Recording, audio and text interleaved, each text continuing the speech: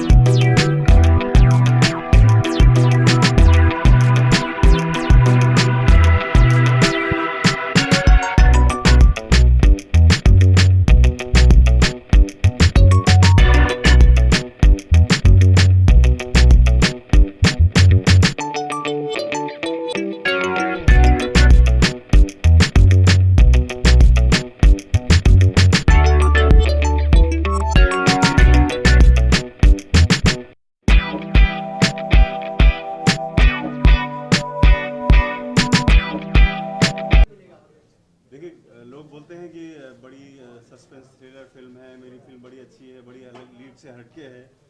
तो वही चीज़ मैं अगर रिपीट करूंगा तो शायद अच्छा नहीं लगेगा, लेकिन मैं इतना ज़रूर कहना चाहूँगा कि ये फिल्म हमारी वाकई में ही लीड से हटकर है। वो इसलिए है क्योंकि इस फिल्म का थीम सबसे अलग है। इस फिल्म की कहानी हमने बड़ा अलग तरीके से डिज़ाइन की है, बहुत यूनिक कॉन्सेप्ट है। और थोड़ा सा इसके बारे में बताना भी चाहूँगा कि महमूद गजनबी करके आक्रांता था पहले आने वाले इतिहास में। तो उसने कई बार इंडिया पर अटैक किया, यहाँ के कल्चर को ख़त्म करने के लिए, यहाँ की चीज़ों को डिस्टर्ब करने के लिए।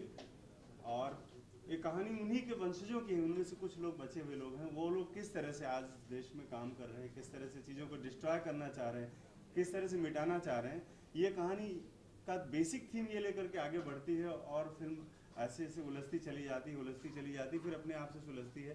लोग उसको देखते रहेंगे और मुझे लगता है कि सस्पेंस थ्रिलर फिल्म देखने वालों के लिए ये एकदम एक नया मसाला मिलेगा इस फिल्म में, ये मेरा मानना है। सर, आप एज एन एक्टर भी है, प्रोड्यूसर भी है, कौन सा जॉब सबसे ज़्यादा डिफिकल्ट या इजी लगता है और एक्सपीरियंस कैसा रहा सर फिल्म का as an actor? As a actor थोड़ा मुश्किल रहा क्योंकि ये कैरेक्टर कभी उतना मैंने किया नहीं था। इनमें पुलिस वाले का किरदार बहुत कम ही किया था, एक्शन भी था उसके साथ। और इसमें कुछ ऐसा मुझे प्रोड्यूसर के हिसाब से वैसा मुझे कुछ करना नहीं पड़ा, बाकी जो था इन्होंने संभाल लिया। सर कितने सपोर्टिव थे ऑन सेट, अगर उस बारे में कुछ बताएं? आप सपोर्टिव थे? हमने कहा ना कि बस नींबू पानी पी लेना। आदित्य और कुछ नहीं था। मैम, आप क्या कहना चाहेंगे अपने किरदार के बारे में, थोड़ा सा बताइए। और फिल्म का मेरा किरदार बहुत ही डिफरेंट है और जब स्टार्ट होगा तो ऐसा लगेगा नहीं कि कुछ ऐसा यूनिक भी हो सकता है। अनएक्सपेक्टेड चीज़ें हैं और बाकी मैं सारी चीज़ें तो बता नहीं सकती हुई फिलहाल क्योंकि फिल्म में सस्पेंस रहना ज़रूरी है जी। सर, आप क्या कहना चाहेंगे अपने किरदार के बारे में? सर, मेरा किरदार भाई बहुत यूनिक और बहुत डिफरेंट, बड़ा मज़ा आया मुझे करने में। इस तरह सा किरदार एक्चुअली मैं नहीं किया था और सर ने मुझे इस लायक समझा कि मुझे इस तरह से उन्होंने और करवा लिया और हो गया कुछ। इवन सर ने पर्सनली ट्रेनिंग दिया हर आर्टिस्टों को, वर्कशॉप करवाया, फिर खुद ऑडिशन देखते थे कि कितने इम्प्रोवाइज हुए, क्या नहीं हुआ, फिर वो करेक्शन करते थे कि नहीं ये चीज़ और करो, ये चीज़ और लाओ, ये चीज़ और लाओ।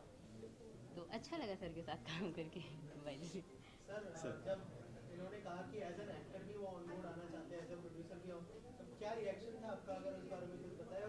नहीं मैंने खत्म हो गई है तब भी ऐसा एक्सपीरियंस रहा है? हाँ जी, पहले तो मैं बहुत डरा हुआ था कि प्रोड्यूसर और कम एक्टर दोनों के साथ काम करने का मतलब होता है कि कहीं ना कहीं चीज़ें एक्टर वाली चीज़ें थोप पे बजाने वाली बात हो जाती है कि कहीं हमारे पे कोई चीज़ थोप न दी जाए।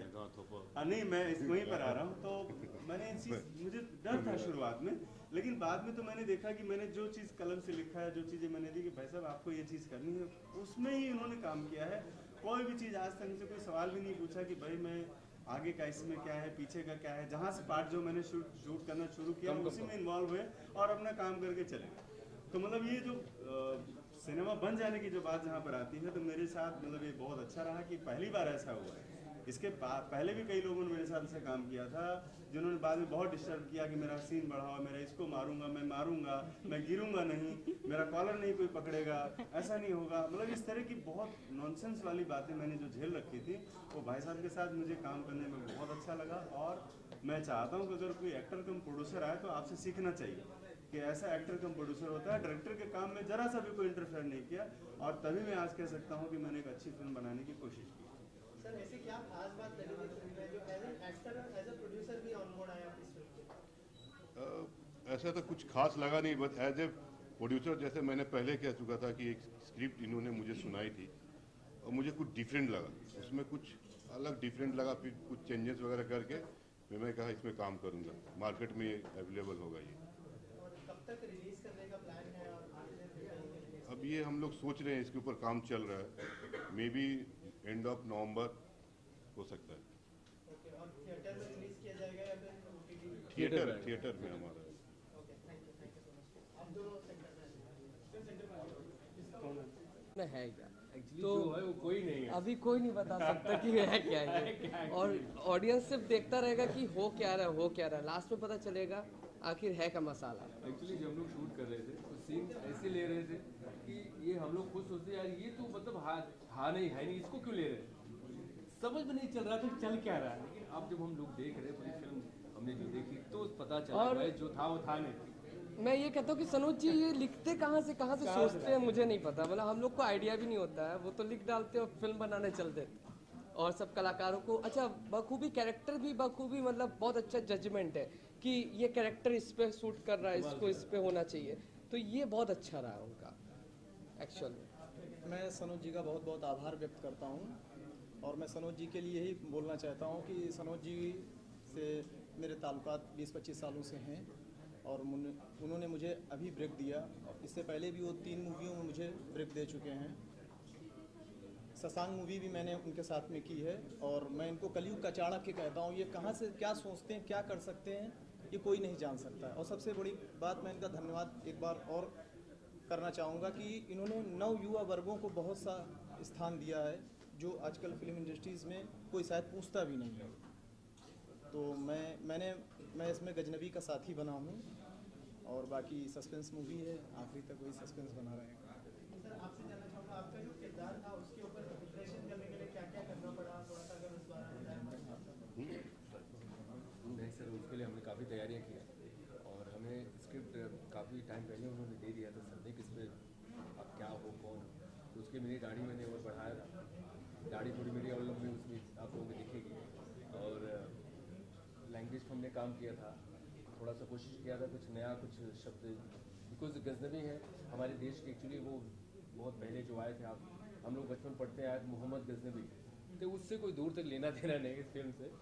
लेकिन आज भी कुछ लोग हैं जो काम करते हैं उस तरह से, तो उसको लेके ताना बाना सर ने बुना है, बहुत डिफरेंट है, मज़ा आया करने में, मेहनत तो की गई। एक्टिंग एक्चुअली एक्टिंग नहीं होती, लेकिन जब होती है तो कुछ अलग ही होता है। और हमारे प्रोड्यूसर साहब नहीं होते तो ये फिल्म ना होती। सच्चाई है ये। आखिर में क्या क्या मैसेज होगा ऑडियंस जो देख रही है, क्यों देखना चाहिए, क्या यूएसपी होने वाला है? हाँ, ये सही क्वेश्चन है। इसलिए देखना चाहिए कि सर ने एक चीज़ इन्होंने बोला है कि लोग बनाते, मैंने यार बहुत सस्पेंस बना दिया है, मैंने ये कर दिया। एक्चुअली मैं चैलेंज दे सकता हूँ सबको मीडिया के थ्रू मैं दे सकता हूँ, फिल्म देखो और कोई बता देगा आगे क्या होने वाला है, ये कोई नहीं बता सकता। मैं पूरी तरह से बोल सकता हूँ, समझ के बाद का दिमाग हिला देगा यार ये क्या चल रहा है। अच्छा, इसके बाद अच्छा हम लोग बोल देते हैं फिल्म देखते हैं लगता है अरे अच्छा ये सीन इसमें- इसके बाद ये होगा, इसमें जज करना मुश्किल है। Suspense and thriller and horror मतलब सब मसाला मिलेगा आपको, जो भी आपको लेकिन चाहिए एक्चुअली ये सब कुछ है ही नहीं, हो। हाँ, लेकिन ये सब है, लेकिन आपको बस गुमराह करेगा वो। और सब कुछ इन्हीं की उपज है। इसलिए ऑडियंस को फिल्म देखना चाहिए बिकॉज मजा आएगा।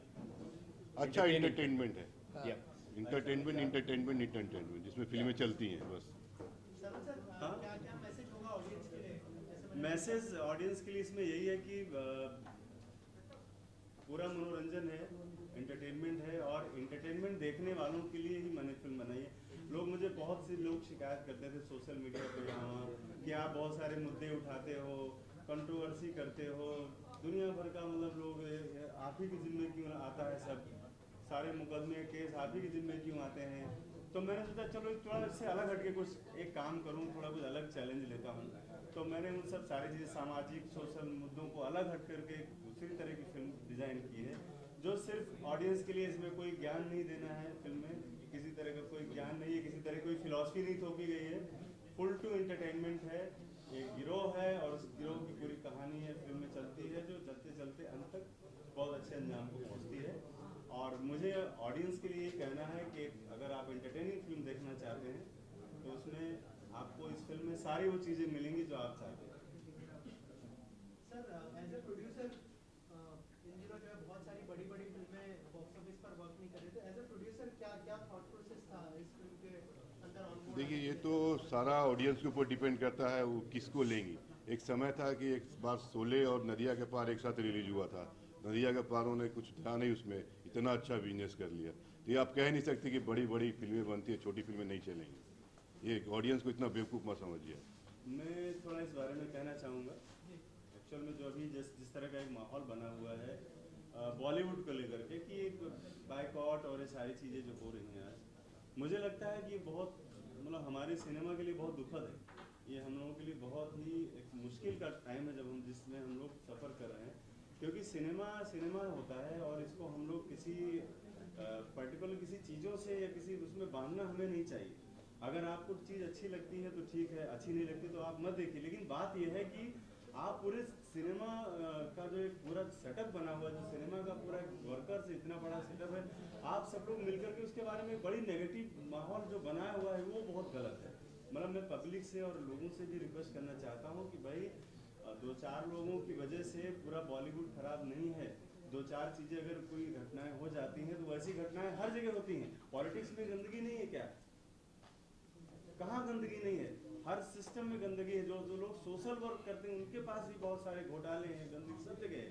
तो ऐसा नहीं कि बॉलीवुड ही हमारा खराब है यार, बॉलीवुड को या तो बैकआउट किया जाए, ऐसा नहीं होना चाहिए। सबको प्रोत्साहन देना चाहिए एक इंडस्ट्री जिससे हजारों लाखों लोगों के घरों का चूल्हा जलता है।